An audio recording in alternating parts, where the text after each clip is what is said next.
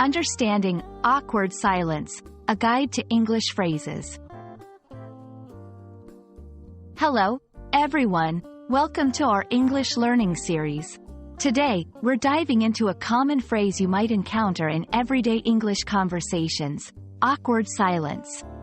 We'll explore what it means, its usage, and some examples to help you understand it better. So, let's get started. Awkward silence refers to a period of silence that feels uncomfortable or embarrassing. It usually occurs in social situations when conversation lulls unexpectedly, leaving those present feeling uneasy. This phrase combines two words, awkward, meaning uncomfortable or clumsy, and silence, which is the absence of sound or speech.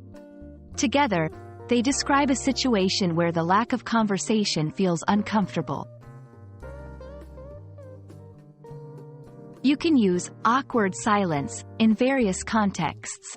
In social settings, like parties or meetings, when conversation stops abruptly. During a phone call or a video chat when both parties run out of things to say. In storytelling, to describe a scene where characters feel uncomfortable due to a sudden silence. Example sentences. After the controversial topic was brought up, an awkward silence filled the room. There was an awkward silence on our first date, but soon we found common interests to talk about. Breaking an awkward silence can be challenging, but here are some tips. Change the subject to something light and universally relatable, like weather or recent events. Ask open-ended questions to encourage the other person to speak.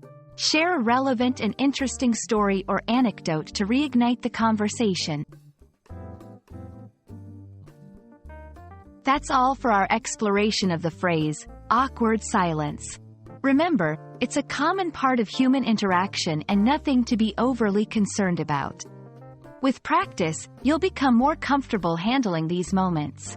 We hope this video has been helpful. Keep practicing, and you'll master the nuances of English in no time.